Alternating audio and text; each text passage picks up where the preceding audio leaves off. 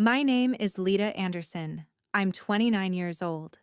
At 2:14 a.m. on March 2nd, my own father called demanding $35,000 for my brother's third rehab stint.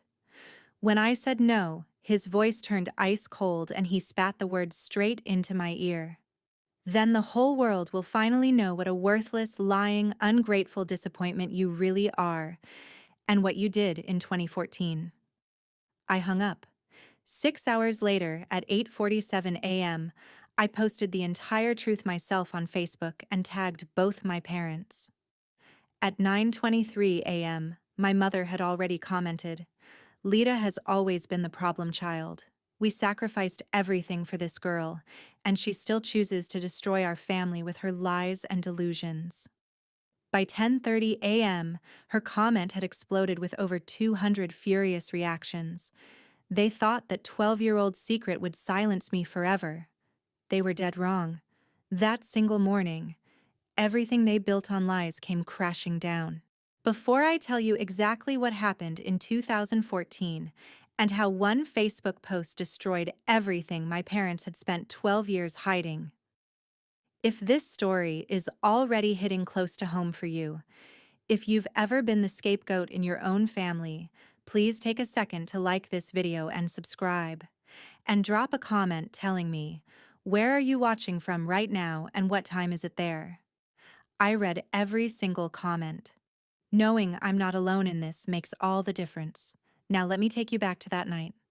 The phone started vibrating at what my body registered as an ungodly hour. I fumbled for it in the dark of my Portland bedroom, saw the screen. Dad. The time showed 11:14 p.m. here on the West Coast, which meant it was 2:14 a.m. back in Ohio. My stomach dropped. Nothing good ever came at that hour. I almost didn't answer. My partner was asleep in the next room. The blue light from the phone screen made a cold rectangle on my bedroom wall. I'd blocked my mother's number 2 weeks ago after she'd texted demanding $5,000 for Caleb's medical bills. This was my father calling from his phone because they knew I'd blocked hers. I answered. Lita. Not honey, not sweetheart. Just my name. Flat and transactional. We need to talk about Caleb. It's almost midnight here, Dad. This can't wait.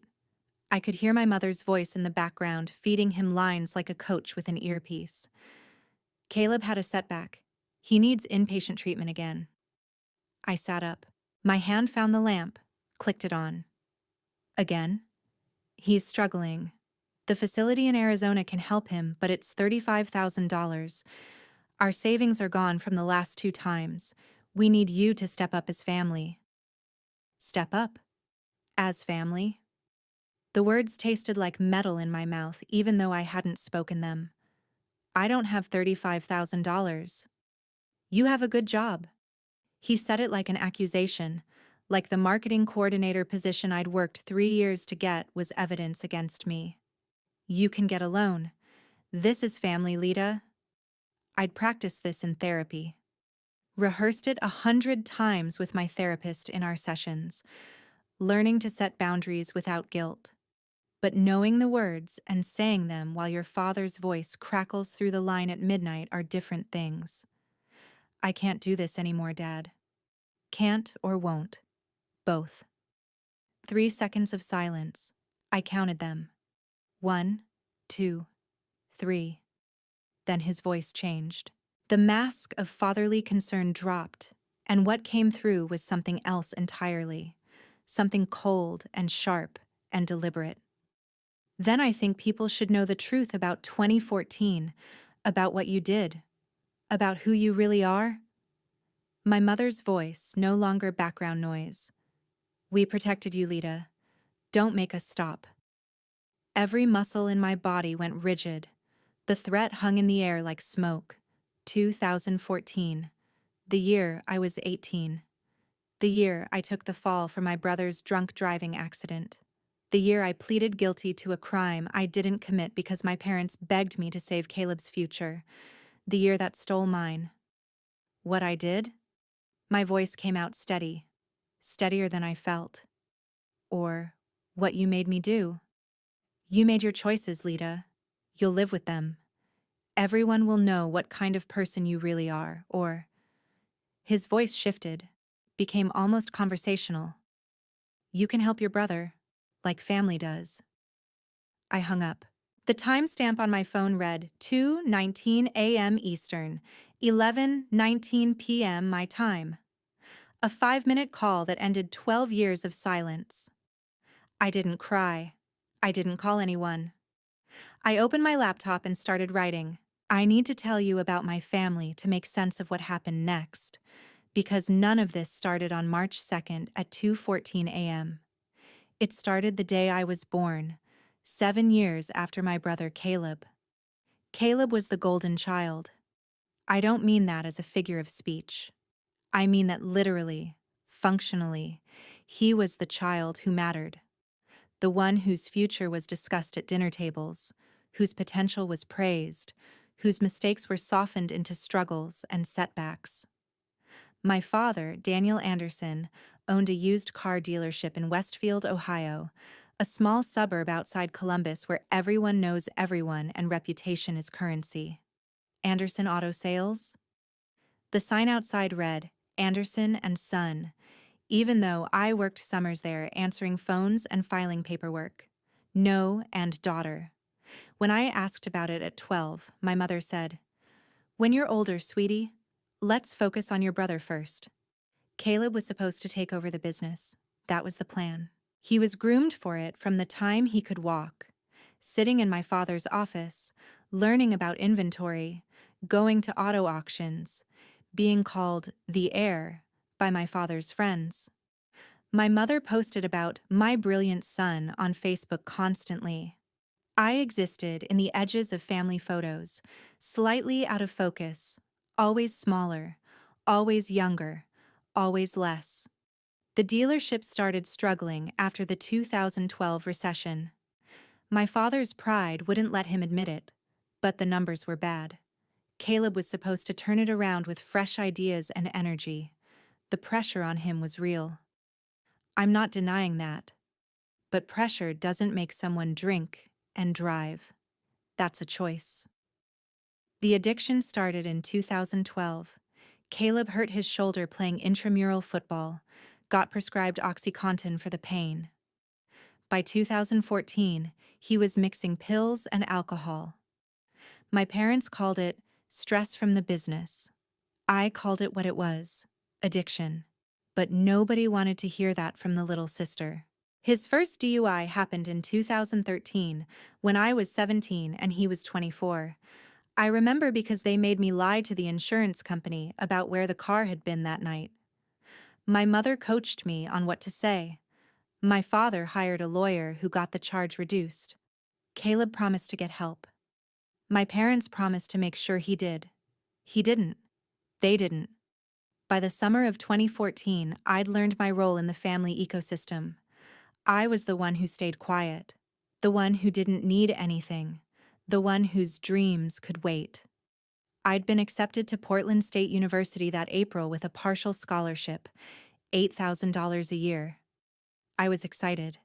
I was 18 and planning my future and talking about studying marketing and moving to the Pacific Northwest.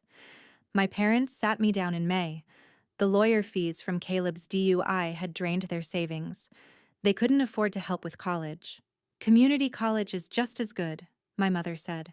And Portland is too far anyway. You should stay close to family. I went to community college. I turned down Portland State. I deferred the scholarship. I put the acceptance letter in a drawer and tried not to look at it. That was June 2014. July 2014 changed everything. The call came at 12:20 a.m. on July 20th. I was at home studying for community college placement tests, trying to convince myself this was fine, this was the plan, this was what family did. My mother's voice was hysterical. Caleb's been in an accident. Come to the house. Now. Don't tell anyone. Don't call anyone. Just come. I borrowed my friend Rachel's car. I still didn't have my license, kept failing the driving test, and drove the empty streets to my parents' house. On the way, I passed an accident scene on State Route 32. Police cars, ambulance, shattered glass catching red and blue lights, skid marks on the pavement, a damaged guardrail. I slowed down, looked, kept driving. When I got to the house at 12:45 a.m., Caleb was sitting at the kitchen table. His clothes were dirty, his hands were shaking, his eyes were unfocused, drunk or high or both. He wouldn't look at me, just stared at his hands, rocking slightly. My parents were standing. My father did the talking. Caleb hit someone. A woman. She's hurt. They took her to the hospital. The police will come because someone got the license plate number. Is she okay? I asked. She's alive. My mother's voice, tight and high. But Caleb, he can't do this again, Lita. You know he can't. Can't do what? My father put his hand on my shoulder. Heavy. Tight. He had a DUI last year. This is a hit and run with serious injury. He'll go to prison. 5 to 10 years minimum. I looked at Caleb. Still wouldn't meet my eyes. He didn't mean to, my mother said. He panicked. It was dark. He didn't realize how badly she was hurt until he got home. Where's the car? My father led me to the garage. Caleb's car sat there with a dented front bumper, broken headlight, scraped paint. Evidence. Proof. Crime. My mother followed us. You could say you were driving? The words hung in the air like a physical thing. I looked at her. At my father. At Caleb visible through the kitchen doorway, still staring at his hands. I wasn't even there. I was home studying. No one knows that yet, my father said. You could have borrowed the car. This is insane.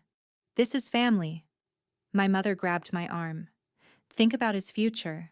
Think about our family. Think about the business. What happens to us if Caleb goes to prison? I was 18 years old. It was almost 1 a.m. I was terrified and confused, and they were my parents, and I believed them when they said they were trying to protect everyone. My father squeezed my shoulder. We'll make this right, Lita, I promise. We'll take care of you. Just this once. Just this once. I think about those 3 words a lot. I said yes. Not because I thought it was right, but because I was 18 and scared, and I believed them when they said, we'll protect you, and we'll make it right, and just this once. They coached me on the story. I borrowed Caleb's car to run to the store, hit something in the dark, thought it was debris in the road, panicked when I realized it might be serious, drove home, didn't know it was a person until later. They made me practice the statement 6 times. My mother wrote it on a yellow legal pad in her handwriting. The words seemed like debris, and I panicked, and I didn't know. The police arrived at 3:15 a.m. My hands were still shaking. They thought it was shock from the accident. It was shock from the lie I was about to tell. Our family attorney was a man named Arthur Bennett, 58 years old, handled my father's business contracts, had a photo on his desk of his 3 kids in graduation gowns. The irony wasn't lost on me even then. His children got their futures. I was giving mine away. I sat in his office on July 22nd, 3 days after the accident. He knew the real story. The email traffic would later prove it. But his job was damage control for the family. The victim is pressing charges, he said. We can get this down to reckless driving, leaving the scene, minimal jail time, probably probation if we play it right. I didn't do it. He looked at me over his reading glasses. I understand. But that's not the strategy we're pursuing, is it? Your father explained the situation. He CC'd me on the emails because I was his client, the defendant in the case. But his strategy memos were addressed to my father. I was copied as a courtesy. As documentation. One email, sent the day I met with him, read, strategy viable if Lita maintains consistency in statements. Victim's description conflicts but can be explained by trauma. Recommend we proceed with plea negotiation. The victim's name was Jennifer Walsh, 42 years old, middle school science teacher, broken collarbone, concussion, ongoing pain that would last years. She told police the driver was male, taller than her. She heard a male voice say, "Oh God," after the impact. She estimated the driver was around 6 feet tall. The police report noted the inconsistency. I read it later when I got my case file. There was a detective's note. Victim disoriented post-head injury, memory unreliable, defendant's confession more credible. I'm 5'4". Caleb is 6'1", but I had confessed. And in the legal system, a confession is gold. A victim's fuzzy memory after head trauma is not. On August 15th, 2014, I stood in a courthouse and pleaded guilty to reckless driving and leaving the scene of an injury accident. The judge was kind. He told me I was young, that this didn't have to define me, that he was giving me a chance, because I'd accepted responsibility. He sentenced me to 6 months probation, an $8,500 fine plus restitution to the victim, and 200 hours of community service. My lawyer had framed me as a troubled youth from a struggling family stress, poor judgment, deep remorse. Everyone in that courtroom looked at me with pity, the judge, the prosecutor, the court staff. My parents sat behind me, relieved, already calculating how quickly they could rebuild Caleb's image. Caleb wasn't at the hearing. Too traumatic for him to attend, my mother had said. I signed the papers. I accepted the conviction. I became, in the eyes of the law and everyone who knew me, the troubled Anderson daughter who'd made a terrible mistake. The judge thanked me for taking responsibility. I'd never felt more powerless in my life. The probation officer meetings, the community service at the hospital. Ironic, since the victim was still recovering. The whispers in our small town. That Anderson girl. Did you hear what she did? Such a shame. My parents controlled the narrative. Lita made a mistake. We're helping her learn from it.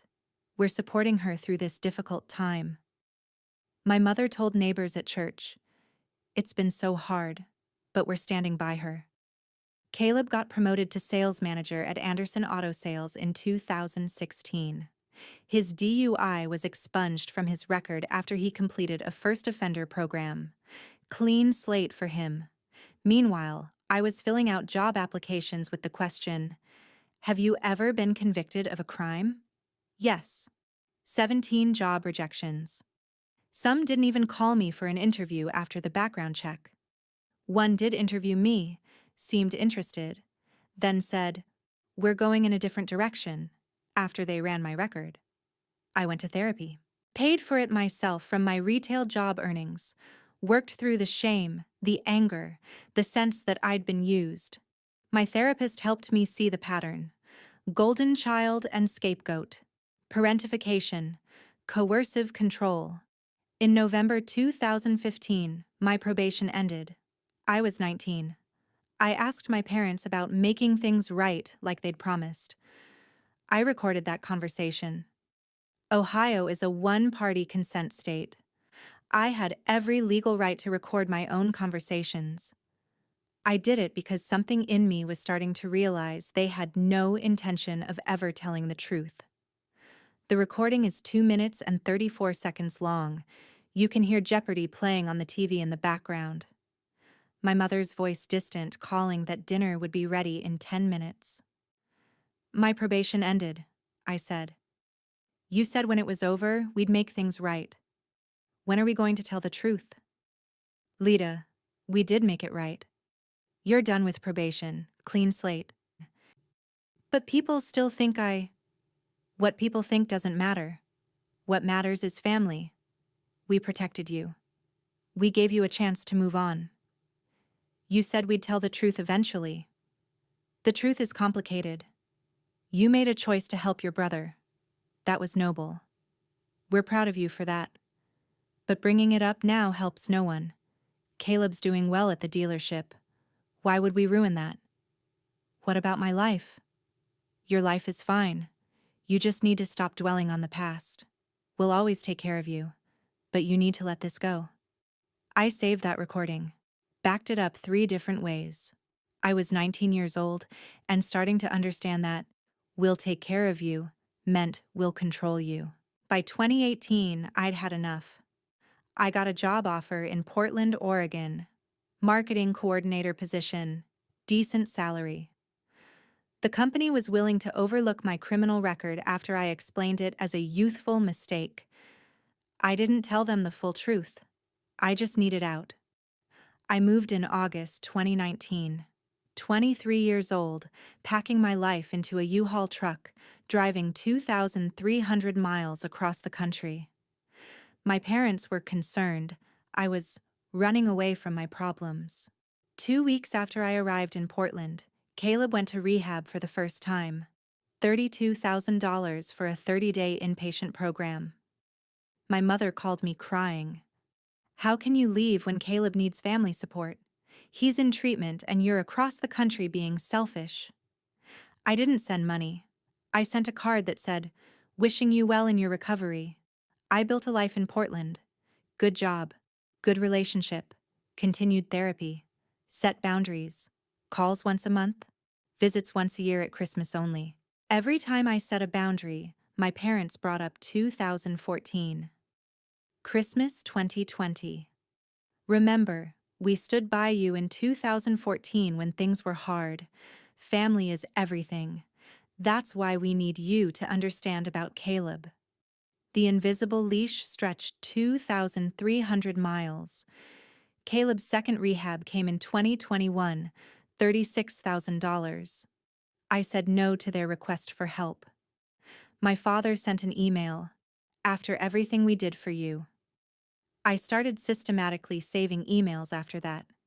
Created a folder on my computer, insurance, because that's what it was. Insurance for the day they pushed too far. I had the attorney emails from 2014. I'd been CC'd as the client, so they were in my files all along. I had the recording from 2015. I had my case documents. I had the police report with Jennifer Walsh's statement about the male driver. I had my Portland State acceptance letter. I had the job rejection emails. I backed everything up. Cloud storage, external hard drive. Email forwarded to a separate account. I was preparing for something I didn't yet know was coming. February 2026. The calls started again. Small amounts first. $2,000 for Caleb's sober living facility, then $5,000 for medical bills. I said no each time. My mother texted on February 28th. "We need $5,000 for Caleb's sober living facility. His insurance won't cover it." I replied, "I can't keep doing this." "Can't? Or won't? After everything we sacrificed for you? I'm done with this conversation. You owe this family, Lita. Don't forget what we did for you." I blocked her number, which is why they called from my father's phone at 2:14 a.m. on March 2nd. I wrote for 6 hours, from 11:19 p.m. on March 1st until 5:30 a.m. on March 2nd Portland time. That's 2:19 a.m. to 8:30 a.m. Eastern.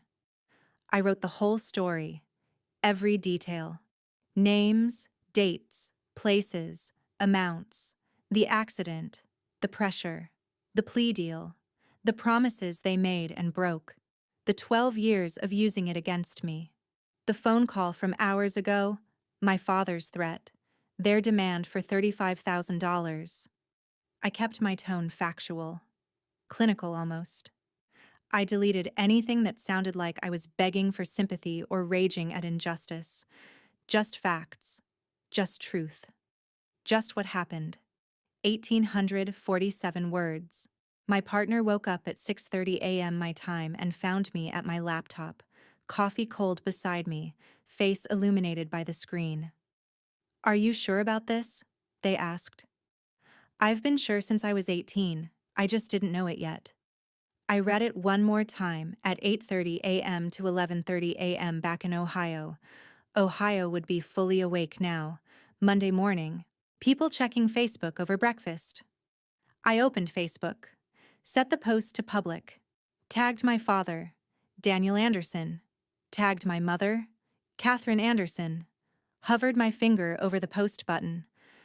I thought about 18-year-old me, sitting in that kitchen at 1 in the morning, being told this was what family does. I thought about the yellow legal pad with my mother's handwriting. I thought about the acceptance letter in the drawer. I thought about 17 job rejections. I thought about 12 years of remember what we did for you. I clicked post. 8:47 a.m. Eastern Time, March 3rd, 2026. I closed my laptop. My hands were shaking. Not from fear, from adrenaline, from something that felt like freedom. I went for a walk. Portland was barely awake, the morning light soft and gray. I got tea from the corner coffee shop and sat by the window watching the city wake up. Normal Monday for everyone else. For me, the day everything changed. I turned my phone notifications back on at 9:15 a.m. Eastern. 83 notifications. It had started. The first comment was from a high school friend I hadn't talked to in years. "Oh my God, Lita. I always wondered about this. I'm so sorry." At 9:23 a.m., my mother commented. I watched it appear in real time, sitting in that Portland coffee shop with my phone in my hand. Lita has always been the problem child. We sacrificed everything for this girl, and she still chooses to destroy our family with her lies and delusions. This is what happens when someone refuses to take responsibility for their own choices and blames everyone else. We love you, Lita, but this is cruel and false. I read it twice. The "we love you" at the end. The weapon disguised as concern. The gaslighting wrapped in parental authority. Exactly what I'd predicted she would do. Deny. Attack. Reverse victim and offender. Within 5 minutes, her comment had 30 angry reactions. By 10 o'clock, 150. The comments under her response started appearing. "Ma'am, this response is not the defense you think it is." Calling someone troubled for telling the truth is textbook Darvo. "We love you but" is not love. It's control. I believe Lita. Your response literally proves her point. The internet in 2026 is therapy literate. People recognize manipulation patterns. They see gaslighting. They know what Darvo means: deny, attack, reverse victim, and offender. At 10:04 a.m., someone commented on my original post, "OP, do you have any proof of what you're saying? Not doubting you, just would love to see receipts if you're comfortable sharing." I typed my response at 10:08 a.m. Yes, I have proof. I have emails from the family attorney discussing their strategy to have me take the plea. I have a recording of a conversation with my father from 2015. I have the original police report showing the victim's statement that the driver was male. I have witness statements from people who knew I didn't have a car in 2014. I will share all of it at 2 p.m. Eastern Standard Time. 4 hours. I gave everyone 4 hours to see the claim before I showed the evidence. Let them form their own opinions. Let my parents sweat. At 10:45 a.m., my father called. I didn't answer. He left a voicemail. "Take it down right now, Lita. I'm calling the lawyer. This is defamation. This is slander. Take it down." I saved the voicemail, added it to the evidence file.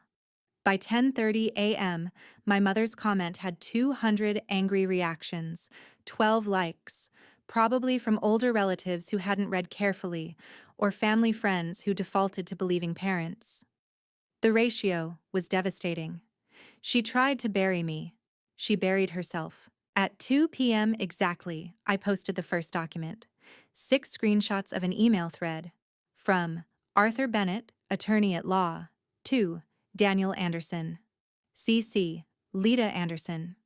Subject, Strategy for Anderson Matter. Dates, July 21st to 23rd, 2014. The first email, sent July 21st at 3:47 p.m. Daniel spoke with prosecutor this afternoon. The victim's description creates minor inconsistency. States driver was male, taller. But given Lita's confession and victim's head injury, we can frame this as disoriented memory. If Lita maintains her account consistently, we have strong position for plea negotiation. Her clean record is significant asset. Suggest we proceed this route rather than risk trial.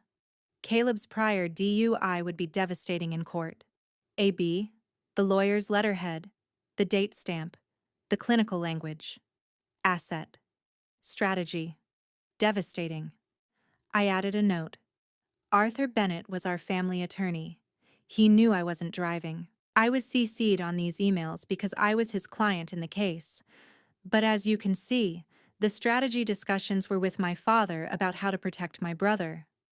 I kept these emails. I was 18 and thought having documentation meant they'd eventually make it right, like they promised. The second email, July 23rd. Lita has agreed to cooperate. She understands this protects the family. Moving forward with plea strategy, we'll contact prosecutor tomorrow to discuss terms. The comments exploded. This is evidence of conspiracy. She was a child. They manipulated a child. The lawyer knew. The lawyer knew. At 2:15 p.m., I posted the audio file. 2 minutes, 34 seconds. November 2015. My voice at 19 asking when we'd tell the truth. My father's voice telling me to let it go. Jeopardy in the background.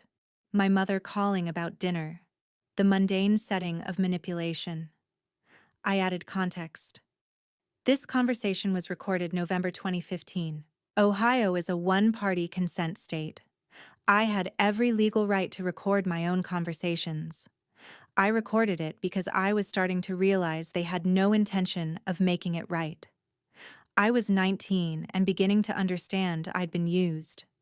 People listened to the whole thing. The comments, "This is chilling. We'll always take care of you," while refusing to clear her name is disgusting. You can hear the gaslighting happening in real time. At 2:45 p.m., I posted documents. My plea agreement from August 2014, showing I pleaded guilty. Personal information redacted, but the charges clear. The sentence clear. The signature, mine, clear. An excerpt from the police report.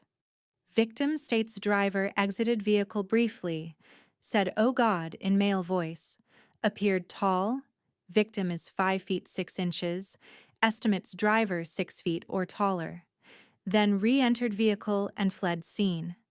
Victim suffered head injury, may affect memory reliability. My Portland State acceptance letter from April 2014, before the accident. Scholarship offer. The future I gave up. Email from July 2016. Employer rescinding job offer. After careful consideration and completion of background screening, we regret to inform you that we cannot proceed with your employment at this time. I added, I'm 5 feet 4 inches. My brother Caleb is 6 feet 1 inch. The victim told police the driver was male and tall. That information is in the official police report. But because I confessed, they dismissed her statement as unreliable due to head injury. I kept all of this documentation because some part of me always knew I'd need it. Someone found Caleb's LinkedIn within minutes, posted a screenshot. Sales manager, Anderson Auto Sales. So he gets to have a career and she had job offers rejected? Caleb's Facebook went private at 2:52 p.m. Too late. Screenshots were everywhere. At 3:15 p.m., a new voice entered the conversation. Jennifer Walsh. The victim. Now 54 years old. Her profile showed a middle school science teacher, Columbus area, with a photo of her and students at a science fair. She posted her own comment on my original thread. My name is Jennifer Walsh. I'm the woman who was injured in the hit-and-run accident in July 2014. I've lived with chronic pain and memory issues from that night ever since. When this case went to court, I was confused because I told police repeatedly that the driver was male.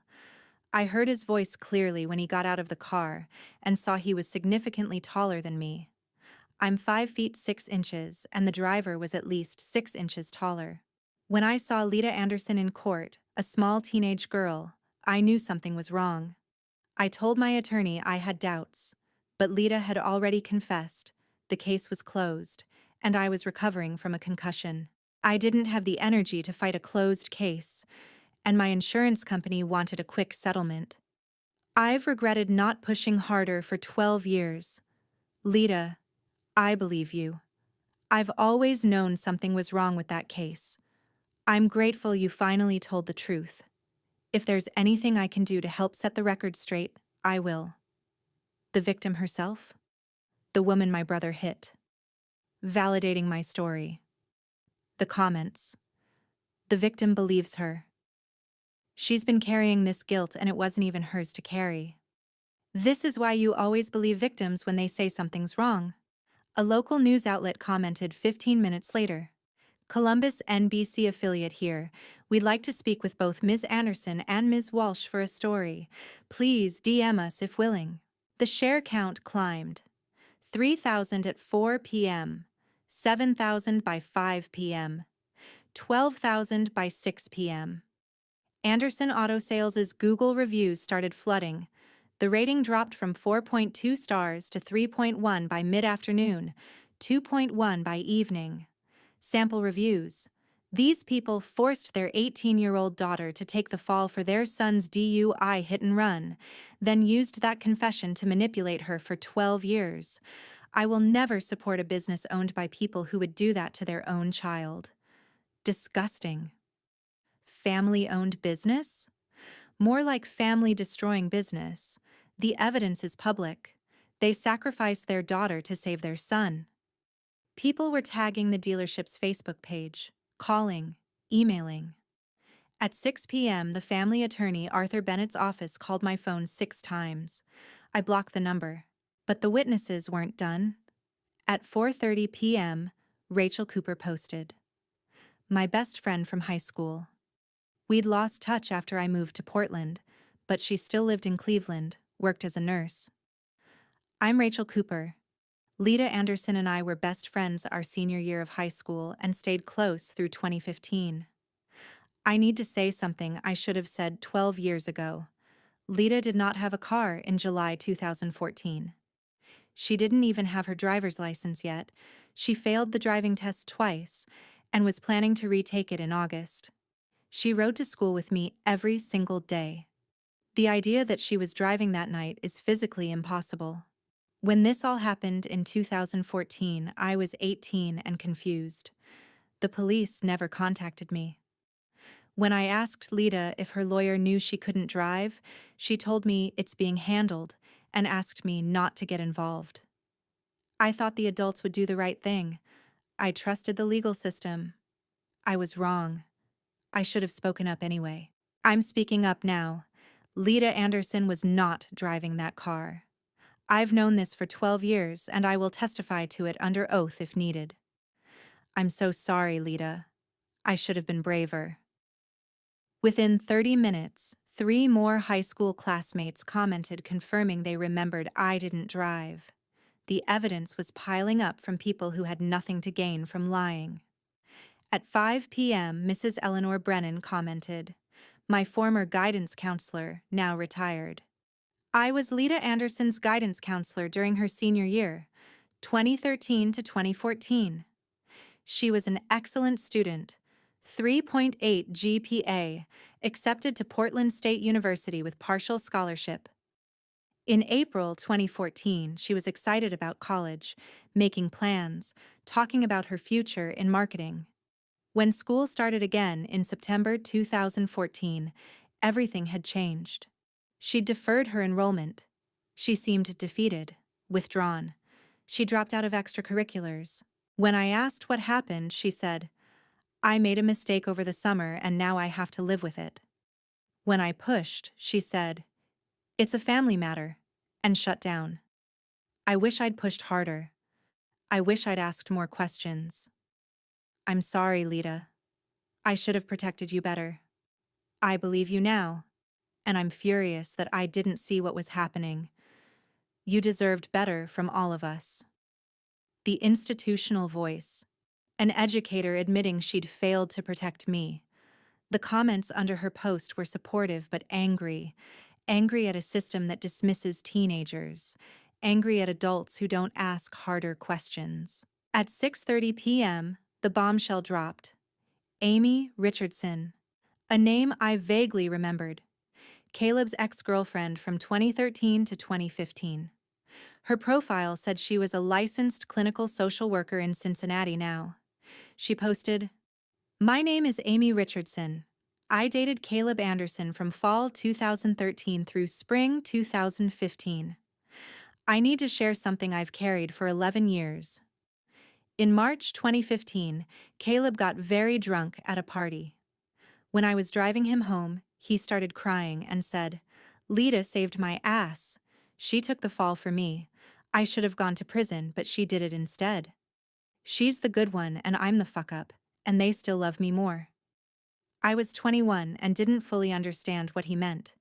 When I brought it up the next day when he was sober, he got angry and told me I'd misheard him and to never bring that up again.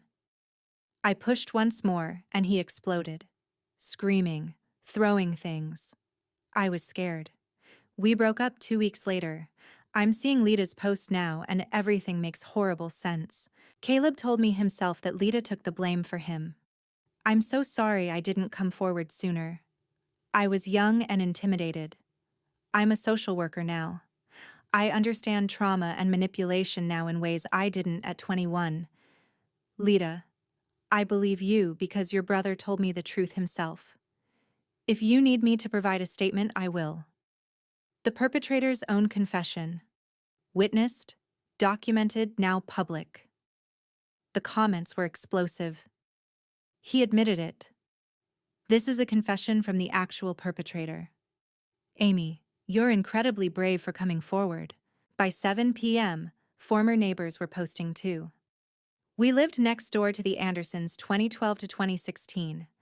That night in July 2014, we heard the commotion around 3 a.m. Police cars saw Caleb's car in the driveway with front damage. We were told Lita had borrowed it. But we'd lived there 2 years and never once saw Lita drive that car. We minded our own business. Small town, you know. I wish we hadn't.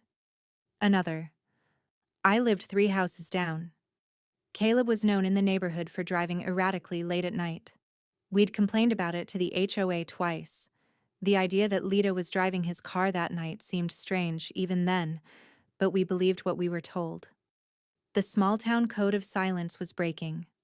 Not because I asked, because the truth made sense and the lie never had.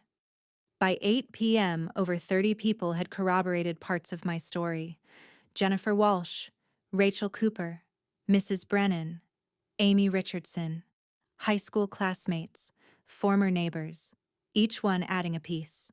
Not one person had publicly defended my parents. 2 elderly relatives had posted praying for the family and gotten ratioed immediately with, "Pray for Lita. She's the victim." March 4th. Morning. I woke up in Portland to texts from people I hadn't heard from in years.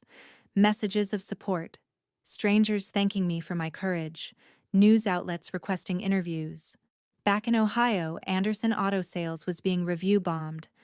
The Google rating, 1.8 stars. Over 200 new 1-star reviews posted in 36 hours. I will never support a business owned by people who sacrificed their daughter to protect their son. The family values business that has no values. I bought a car here in 2022. Wish I'd known then what I know now. A competing dealership in the area posted on their Facebook. At Miller Auto Group, we believe in integrity, accountability, and treating family with respect. We're offering $500 over trade-in value for anyone reconsidering their vehicle purchase options.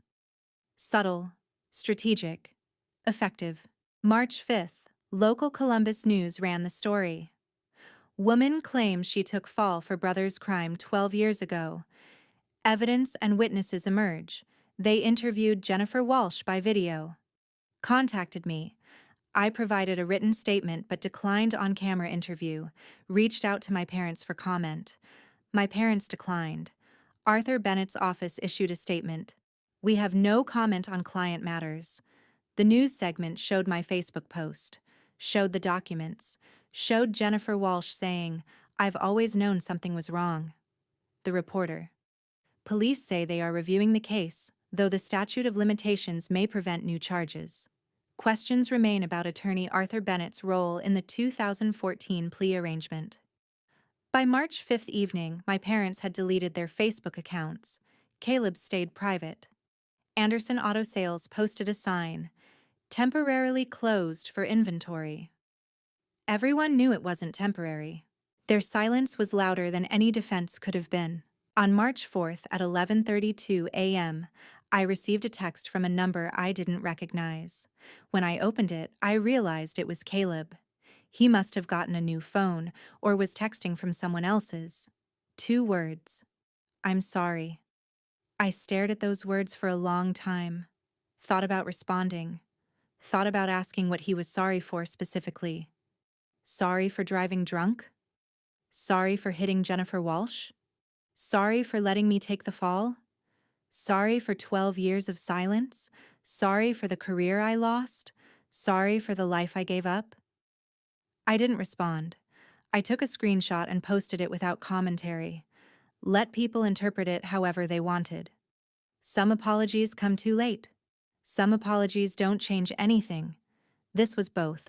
My employer in Portland never mentioned it.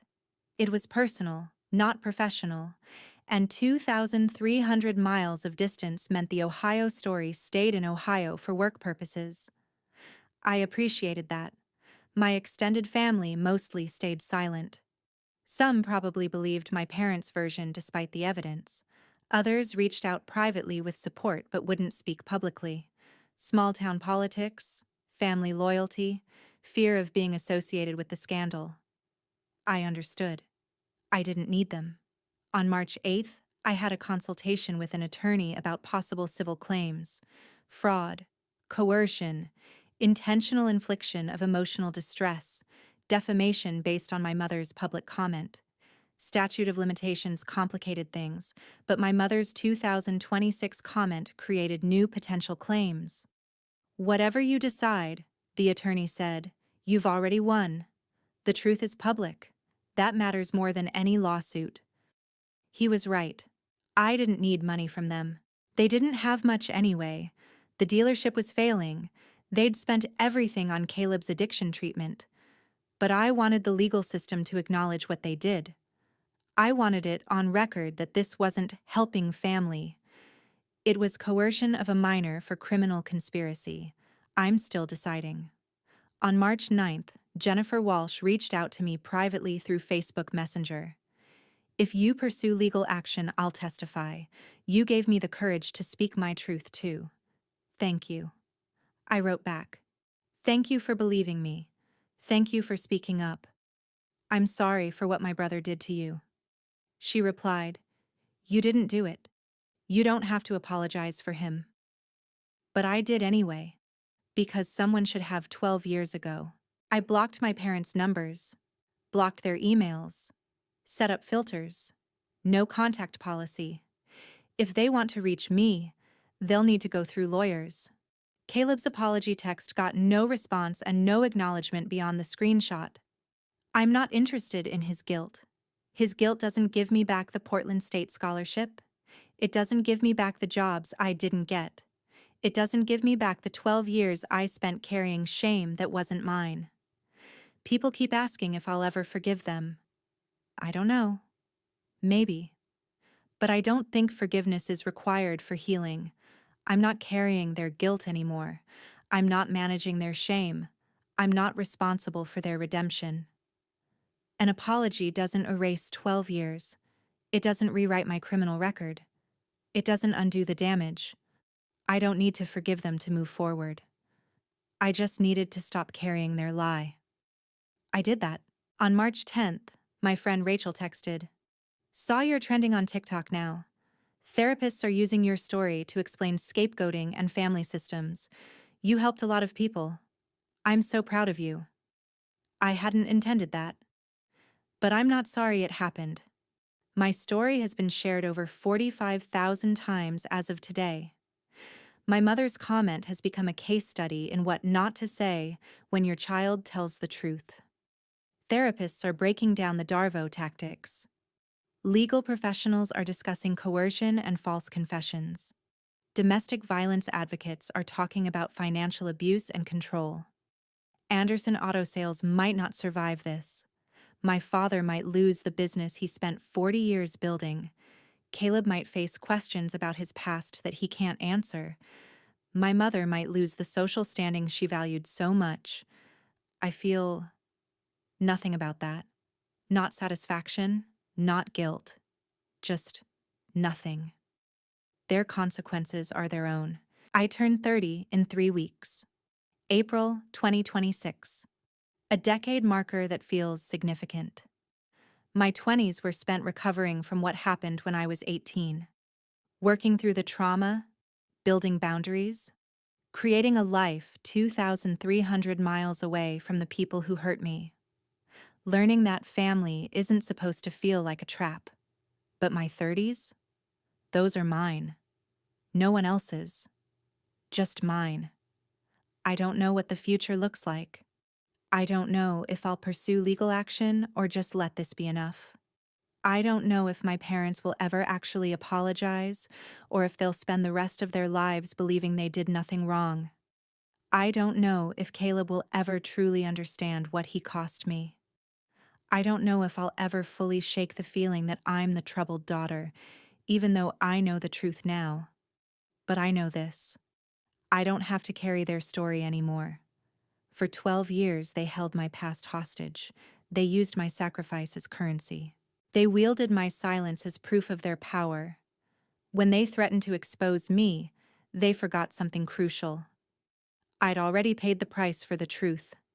I had nothing left to lose. They did. I didn't destroy my family. I freed myself from their story. I took back the narrative they stole when I was 18 years old and terrified, and believed them when they said, "Just this once." That's not revenge.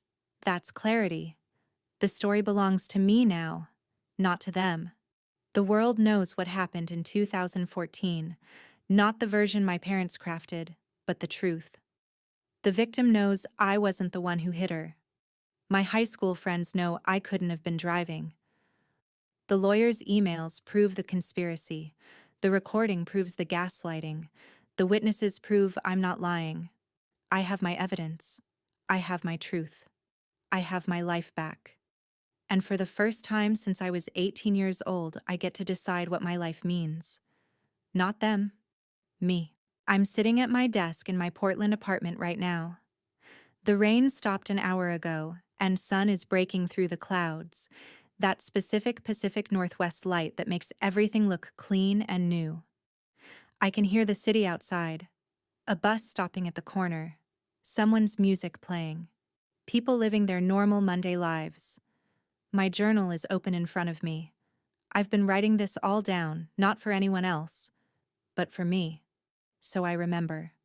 So I don't forget what it took to get here. I close the journal. Look at the blank page that comes next. Ready for whatever comes. My story to write. My choices to make. My future to build. The phone buzzes. A text from my partner. "Dinner at 7? I'm making that pasta you like." I text back. Perfect. Normal. Simple. Mine. I stand up from my desk. Stretch. Look out the window at Portland waking up fully now, the afternoon light golden and warm. My life. My story. My truth. Finally.